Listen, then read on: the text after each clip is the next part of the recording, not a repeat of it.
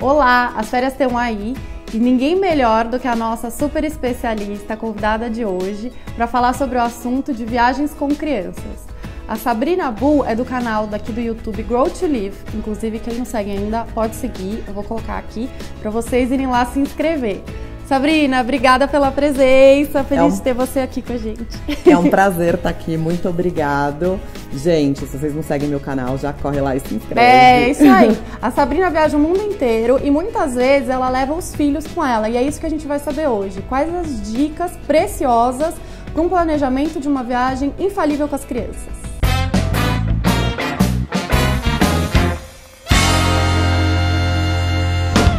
Sabrina, quais as idades dos seus filhos? Hoje eles estão com 11, o Gabriel, e 9, o Matheus. Ah, e já para quebrar o gelo, conta pra gente o que não pode acontecer numa viagem com crianças que vira uma catástrofe. Gente, na verdade, eu acho que a gente não pode se estressar como pais. Eu acho que quando você está viajando, você tem que tentar sair da rotina. Então, mesmo quando bebês, eu sempre acreditei muito que, sim, o bebê tem horário quando está em casa para comer, para dormir, mas quando você está viajando, você deixa a criança entrar na rotina da viagem e não se estressa. E aí a criança normalmente segue o fluxo e não dá trabalho. Segue o fluxo da viagem e não te dá trabalho. E é lógico, criança é criança, então a gente tem que respeitar a hora do cansaço, a hora do soninho, mas acostumar a criança a dormir aonde estiver, a comer o que tiver na mesa. Então isso facilita muito a vida. E você normalmente já treina isso neles em casa? Já faz parte da... Então, no começo até as pessoas costumavam falar: ai, você é muito brava, você é muito rígida, porque eu sempre acostumei, ai, tem que comer o que tem na mesa. É lógico, né? Nunca fiz um bebê comer comida chinesa ou japonesa. Mas ao longo do tempo, o paladar deles foi se desenvolvendo e hoje eu posso sentar eles em qualquer tipo de restaurante que eles comem realmente o que tem na mesa. Então, se você encontrar a gente num restaurante japonês que tem aqui em São Paulo, você pode facilmente ver eles comendo tartar de caranguejo, que é uma coisa que eles foram acostumando. Então, é tranquilo viajar com eles.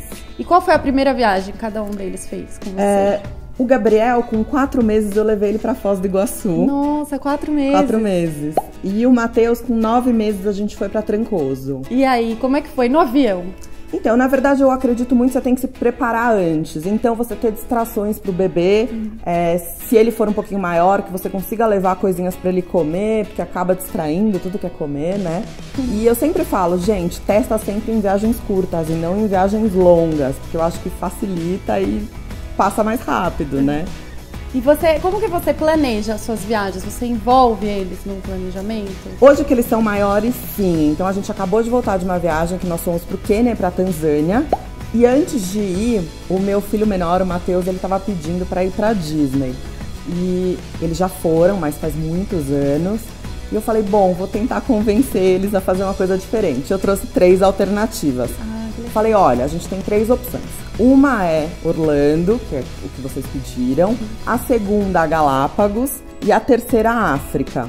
E aí, hoje em dia com o YouTube, eles foram pesquisar.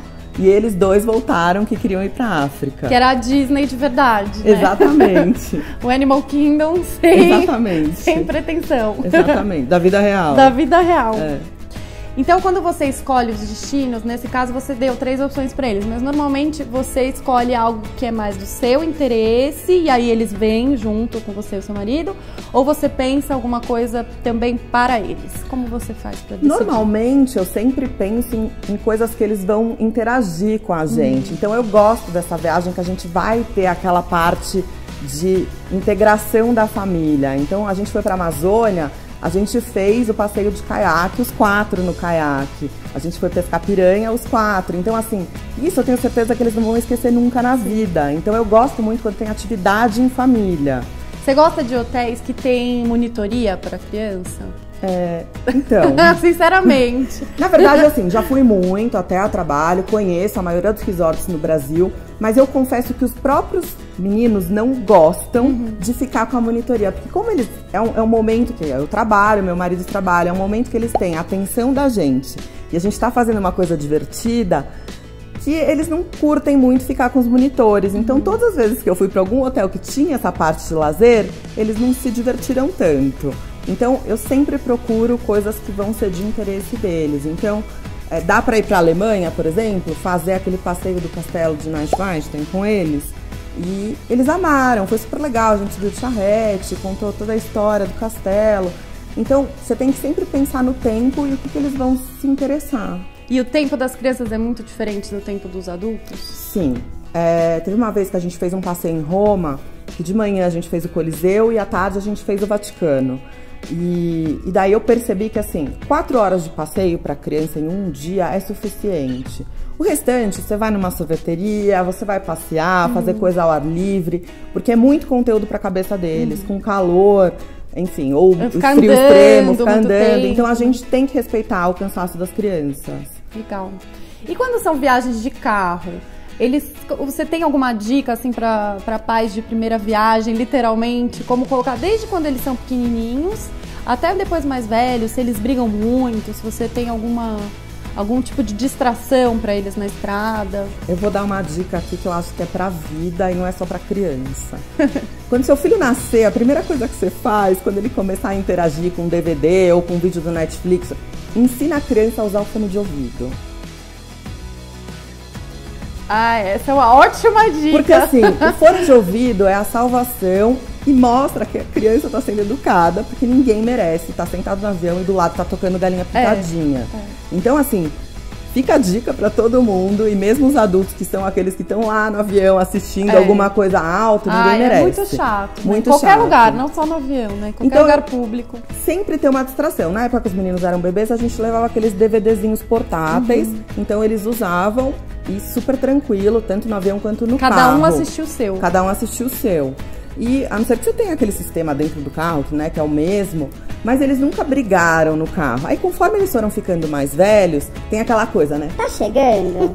Quantas horas faltam? E aí agora que eles são mais velhos, eu coloco o relógio neles e eu falo, ó, vai demorar 11 horas. Não quero ninguém perguntando quanto tempo falta pra chegar. E aí assim, eles vão super tranquilos. A gente voltou agora de Johannesburg, foram 11 horas direto num voo diurno. A minha mãe tava junto, ela falou, nem parece que a gente tava com criança.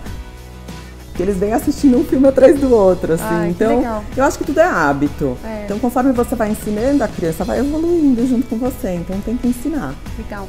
Você comentou que a sua mãe estava com vocês nessa última viagem. Normalmente você leva alguém como uma ajudinha extra? Não.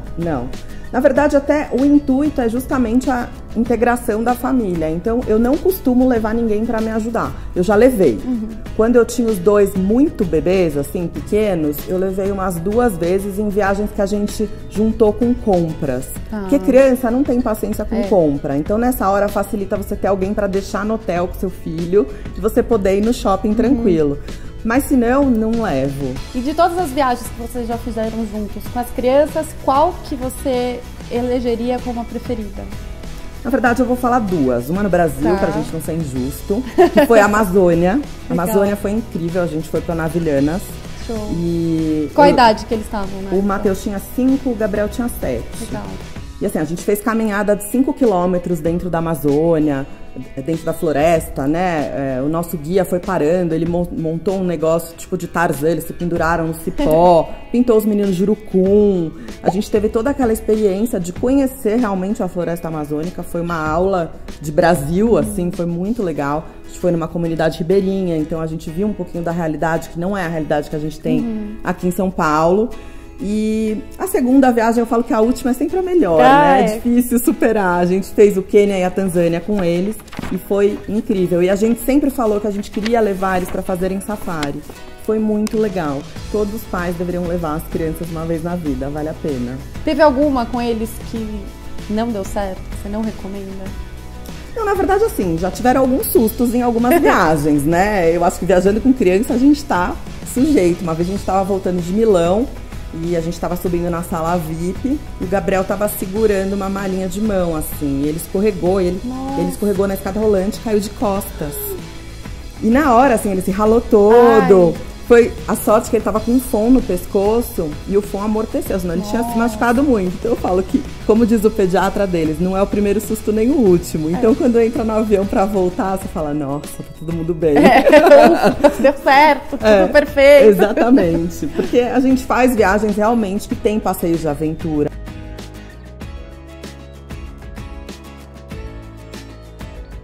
Então, A gente tá sujeito a acontecer Sim. alguma coisa na viagem, mas a gente nunca quer que aconteça. Mas, por outro lado, os passeios de aventura são muito interessantes para as crianças, né? Ainda mais para os 2 meninos. Né? E você falou de monitoria, a gente vai para as Dolomitas esquiar, a gente já foi, a gente vai de novo.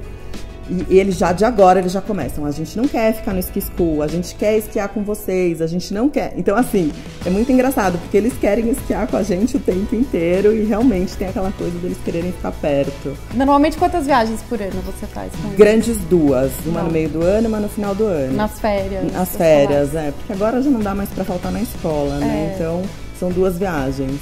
Espero que vocês tenham gostado das dicas preciosas da Sabrina. Não esquece, hein? O canal dela é o Grow to Live, o link tá aqui, se inscreve lá. E se você ainda não se inscreveu aqui, tá esperando o quê? Toda quinta tem vídeo, a gente vai te esperar e dá um like, comenta, conta o que você já fez e o que você não quer fazer com crianças pra gente trocar uma ideia sobre esse assunto. Até a próxima. Até!